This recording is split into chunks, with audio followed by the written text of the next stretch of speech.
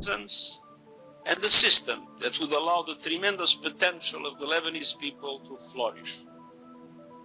We must do all we can to make this vision a reality.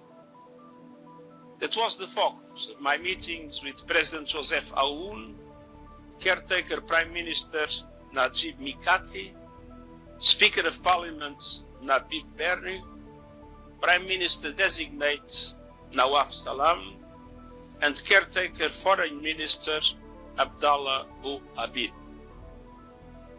With the head of state and government once formed, Lebanon will be placed to address the needs of its people and extend state authority throughout its territory. Of course, big challenges lie ahead.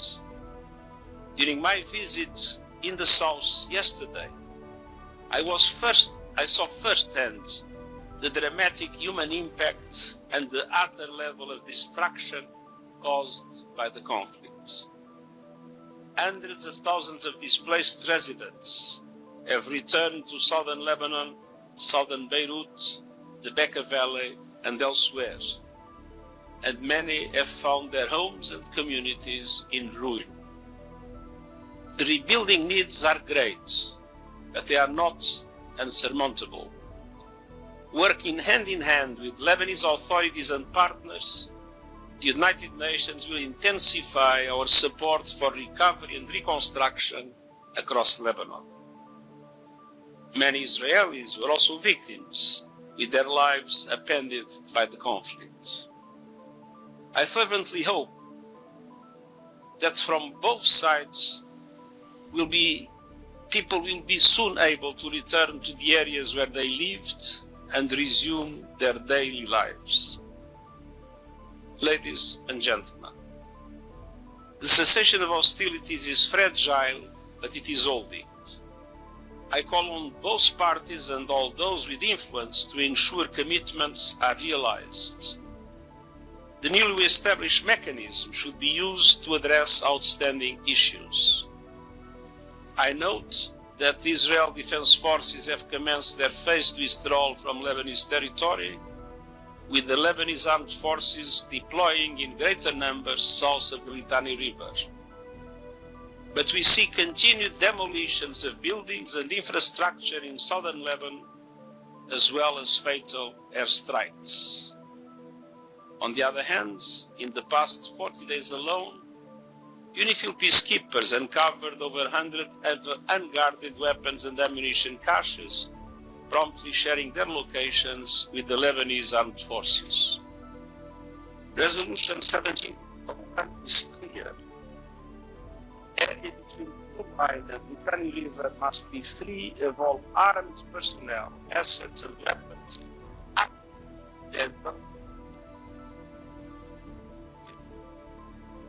And I had the opportunity to visit with UNIFIL troops yesterday who are undertaking a vital mission.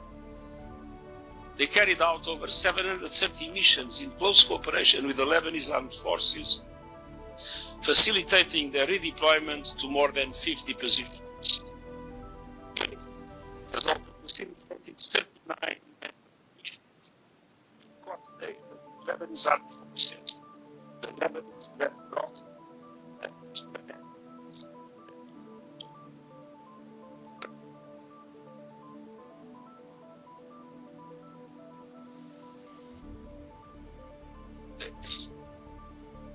Despite continued challenges, critical milestones can be met with sufficient political will.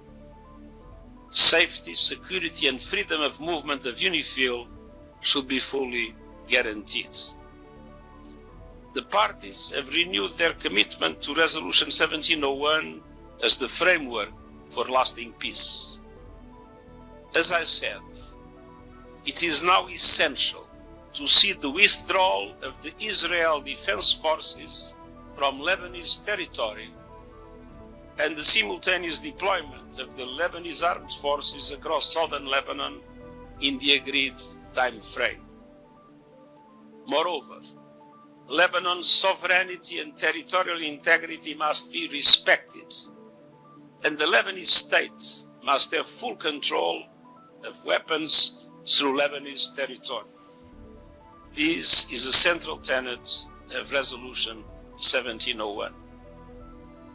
It is therefore equally important to also look beyond the 60-day period in order to begin the work to, this time around, fully implement Resolution 1701 in all its dimensions. I encourage the international community to strengthen their support to the Lebanese armed forces. The United Nations, including through the UN Special Coordinator for Lebanon and UNIFIL, is committed to supporting the parties uphold their obligations under Resolution 1701 and ensuring that the cessation of hostilities holds. This would lay a platform for the full implementation of the resolution and its ultimate goal, a permanent ceasefire between Lebanon and Israel. I want to once again salute the women and men of UNIFIL who remained in position at great risk to their safety and security. And I also extend my profound thanks to the troop contributing countries. They were crucial in helping the parties find their way towards peace. I also want to thank and recognize the UN staff in Lebanon for their courage and resilience and continuing to deliver at great personal risk under very difficult circumstances. Several made the ultimate sacrifice and many lost all they had. Ladies and gentlemen, finally the situation in the region is evolving rapidly with a deal on a ceasefire and release of hostages in Gaza, as well as developments in neighboring Syria. I want to commend the government and people of Lebanon for their long-standing solidarity in hosting large number of Syrian and Palestinian refugees. It is that spirit of solidarity that the world must show to the people of Lebanon. The road ahead is filled with promise but also great tests, and these include reforms and efforts for greater accountability. As the Lebanese people travel this road together, the United Nations is proud to stand with you. Let's make the most of this atmosphere of opportunity, and I thank you. Thank you very much, sir. We'll take some question. Mr. Mohammed Farhad, please, right here. Good evening, Mr. Secretary-General. Mohammed Farhad, Al Jadid TV, Lebanon. Throughout the past months, we were seeing the Israeli attacks on the UN positions and peacekeepers throughout southern Lebanon. We will see any international movement to condemn Israel for these attacks. And throughout the past 55 days or 53 days, Israel was violating the ceasefire agreement that happened throughout South Lebanon and also in some places, not only on the borders. How can you describe these violations? Thank you. I visited yesterday one of the installations of the UNIFIL that had been shot at, that had also been victim of different other forms of attack that destroyed part of their walls. And all those attacks to UNIFIL were strongly condemned by ourselves and by the international community. It is absolutely essential to safeguard the security of UNIFIL personnel. On the other hand, all other violations of the agreements that was established for the cessation of hostilities, all those violations must also be clearly condemned. Thank you. Yes, Diana, please, right here. ديانا سكايني من صحيفة النهار. حضرة Diana Skyni from An-Nahar newspaper.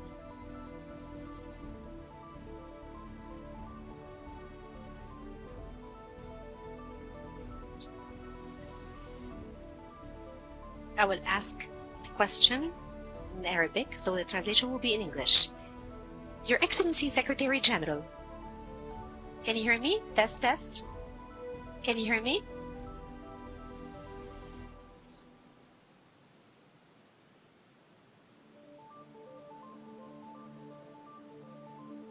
Test, test. Can you hear me now, Your Excellency, Secretary-General?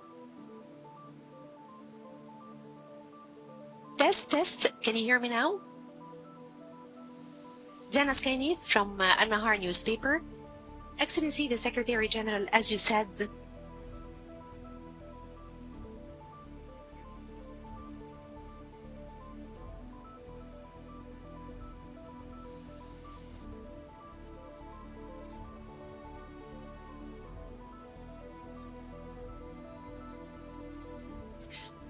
لبنان يشهد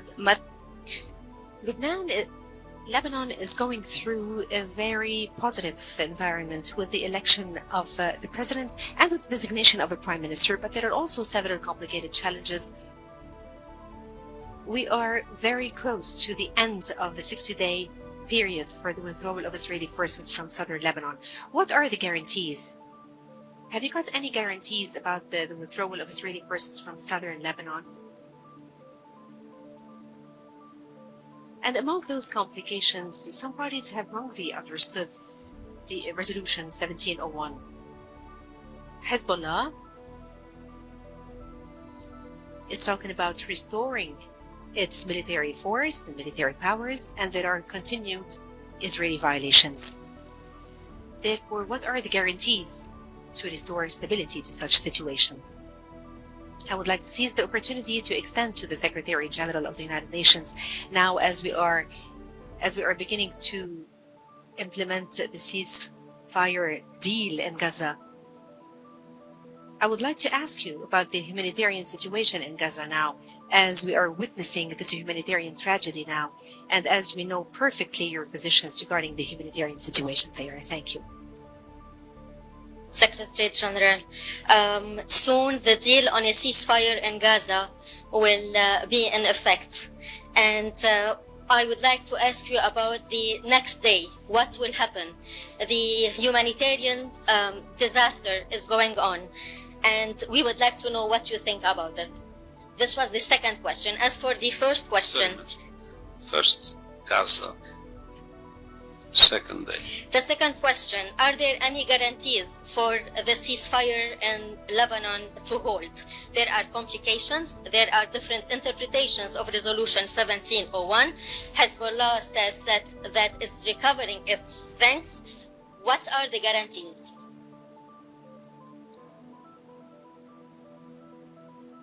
First, I must say that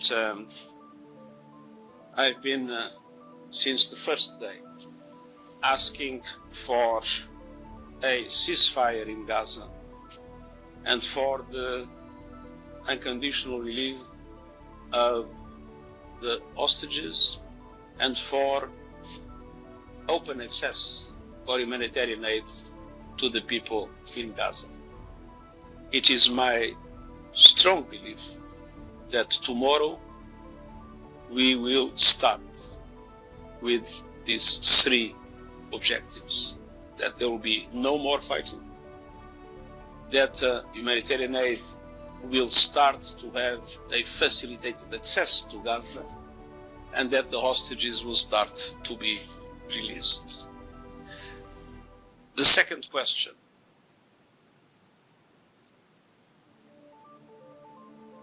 I am totally convinced that the agreement that was established will be respected. I'm totally convinced that the Israeli forces will leave Lebanon as foreseen, and that the Lebanese armed forces, with the support of UNIFIL, will assume full control of the area south of the Litani River. And I do not see any reason for this not to happen. And the best guarantee is that I'm entirely convinced that the whole of the international community would not forgive any violation of this agreement. Everybody wants peace in Lebanon, and nobody would accept the war to start again in Lebanon. Carmen, Al Jazeera. Carmen Jukhadar, Al Jazeera. So I have two questions. The first one, did you ever receive any information or have you been informed from the Israelis that the ceasefire will happen on the 26th at 4 a.m.? They will withdraw fully from the south of Lebanon. Did they inform you officially about that? The second question is related to the UNRWA. You know, after the Israeli legislations and decisions related to this organization, what will be the fate of this organization and how it will impact all the Palestinians benefiting from this, the services of this organizations? Thank you. First of all, I have not received directly any information about Israel, but Israel has signed agreements, and that agreements are clear commitments that must be respected. Second, UNRWA will, in all circumstances, continue to operate in Lebanon, in Jordan, and in Syria. And it is not yet entirely clear what is the interpretation of the legislation that was adopted. For the moment, UNRWA is still operating in Gaza and in the West Bank, and we do not intend to stop our operations unless they are stopped by Israel. Ahmed. أحمد سنجاب قناة القاهرة الإخبارية. السؤال Ahmed Singab from the news agency of Egypt. My question is about UNIFIL in Lebanon. Will the number of troops of UNIFIL increase in the upcoming period in order to maintain peace and stability or to preserve ceasefire? That's my first question. The second question is related to Gaza Strip. Is there any particular mechanism for the United Nations to ensure access of humanitarian assistance in the framework of the ceasefire? Is there any mechanism in place? One is related to UNIFIL. Will there be any increase in the troops number in order to safeguard the security and safety of Lebanon and ensure that the ceasefire is respected? There is no intention to increase the number of troops. There is yes an intention to increase the capabilities of the force. The problem is not the number of soldiers. The problem is the kind of equipment that is essential from the point of view of the monitoring that UNIFIL must do. So what is planned is an increase of capabilities and also an adaptation of the action of UNIFIL to make it even more effective in the exercise of its mandates. The second question is about Gaza Strip. Is there any mechanism to ensure that the humanitarian assistance will be delivered once the ceasefire is agreed upon? You mean? Will there be any mechanism to ensure that the humanitarian aid will be allowed into Gaza? Into Gaza? Yeah. Gaza. The agreement is clear. There won't be any impediments by Israel for humanitarian aid to enter in Gaza. That doesn't mean that it is easy, the distribution of humanitarian aid in Gaza. We have gangs looting systematically the convoys. We have other obstacles that have to do with the total degradation of Gaza and its infrastructure. We have a limited number of trucks at the present moment in Gaza. So a lot of actions are necessary in order to make the distribution fully effective, distribution by the UN, distribution by its partners, distribution by the private sector, and distribution by other initiatives. It is clear that there is an obligation by Israel, of not creating any obstacles. It is clear that the situation in Gaza is still extremely complex and a lot of difficulties still remain for an effective distribution.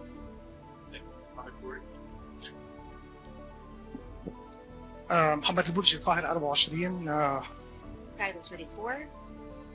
Your Excellency, Secretary-General António talked yesterday in front of UNIFIL that the presence of weapons that were not affiliated to the government of Lebanon between the Blue Line and the Tiny River would create a violation of Resolution 1701. Do you mean the south of Lebanon only, or also the north of the Tiny River? And is the disarmament related to, or does it only apply to UNIFIL and to the government of Lebanon? Thank you. Weapons caches were found, and that there were military equipment which are not for UNIFIL or the government.